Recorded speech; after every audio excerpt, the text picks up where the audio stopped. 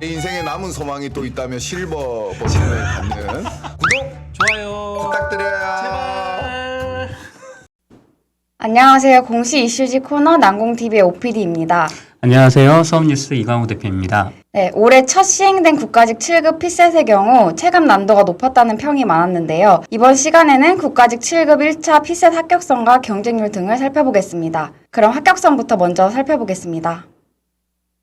지금 보시고 계신 자료는 국가직 7급 1차 피셋 합격선인데요. 먼저 이번 1차 시험은 일반 모집 기준으로 응시 인원 24,470명 중에서 5,638명이 합격했습니다. 표를 보시면 통계 직렬이 76점으로 합격선이 가장 높게 나타났고요. 다음으로 일반 행정, 검찰, 감사 순으로 합격선이 나열되고 있습니다. 통계 직렬의 경우 13명을 선발하는데 465명이 지원해서 93명이 1차 시험을 통과했습니다. 경쟁률이 높은 편이 아닌데도 가장 높은 76점이라는 합격선이 나왔는데요. 통계직 같은 경우는 특수 직렬이고 통계학 분야의 진입 장벽이 높다 보니까 높은 합격선을 형성하지 않았나 싶습니다. 그리고 PSAT 영역 중에 각종 자료 수치에 대한 분석 능력을 측정하는 자료 해석 파트가 강점으로 작용해서 가장 높은 점수가 나타난 것이 아닌가 예측해 볼 수 있을 것 같습니다. 다음으로 가장 많은 수험생들이 지원하는 일반 행정직은 두 번째로 높았습니다. 그리고 낮은 직렬을 살펴보면 교정 46.66점, 보호 49.33점, 전산개발 52점 보였습니다. 네, 말씀해주신 합격선의 최고점과 최저점의 직렬 차이를 보면 29.34점으로 큰 차이를 보이고 있습니다. 이러한 합격선의 격차에 경쟁률에 영향이 있었는지 살펴보도록 하겠습니다. 각 직렬별 어떻게 분포되고 있는지 대표님께서 설명해 주시겠습니다. 네, 국가직 7급 1차 시험 일반 모집 기준으로 선발 인원 757명에 38,533명이 지원하여 50대 1 정도의 평균 경쟁률을 보였습니다. 경쟁률이 가장 높았던 직렬을 살펴보면 인사조직이 3명 모집에 791명이 지원해서 경쟁률 263.7대 1을 보였고요. 그 다음으로 검찰 182.3대 1, 출입국 관리 167대 1 보였습니다. 다음은 실제 응시 인원 기준의 실질 경쟁률을 알아보겠습니다. 경쟁률이 100대 1을 넘는 직렬은 인사조직 113.7대 1, 출입국 관리 112.6대 1, 검찰 103.9대 2 보였습니다. 이번에 살펴볼 자료는 국가직 7급 1차 피셋 합격 배수인데요. 1차 합격자로는 10배수가 뽑힐 거라는 의견이 많았는데 실제로 선발 배수는 어땠나요? 네, 실제 합격자 배수는 평균 7.5배수 정도로 뽑혔어요. 인사혁신처에 따르면 다수의 외부 인원이 참여하는 인사혁신처 시험관리위원회에서 시험 성적하고 제2차 시험 응시 인원 그리고 모집 단위 내 성적 분포 등을 종합 고려해서 1차 시험 합격 인원을 선발했다고 합니다. 합격 배수가 높은 순으로 알아보면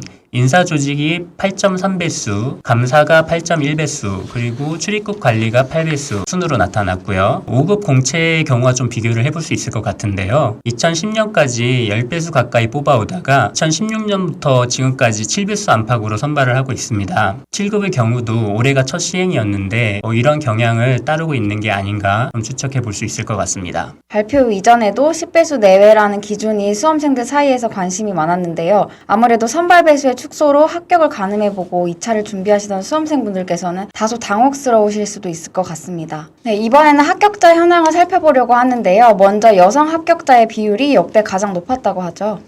네, 2021년도 국가공무원 7급 공채 1차 시험 합격자가 발표된 가운데 2017년부터 소폭 등락을 거듭하다가 여성 합격자가 전체 합격자의 41.2%로 올해 가장 높았던 것으로 드러났습니다. 여기서 한 가지 유의하실 점은 작년까지는 1차, 2차 통합 선발이어서 올해하고 비교 기준이 좀 다를 수 있다는 점 참고해 주시면 좋을 듯 하고요. 특이사항으로 양성평등 채용 목표제 적용으로 이번에 일반 행정, 통계, 일반 기계, 전기, 화공 5개 모집 단위에서 여성 32명이 추가 합격했습니다. 또한 지방인재 채용 목표제 적용으로 여성 92명이 추가 합격하였습니다. 네, 지방인재 채용 목표제가 있고 지역인재 채용 목표제도 있어서 처음 준비하시는 수험생분들은 헷갈리실 것 같은데요. 둘의 차이가 어떻게 되는지 알 수 있을까요? 네, 지방인재는 그 합격 비율을 조정하는 부분이고요.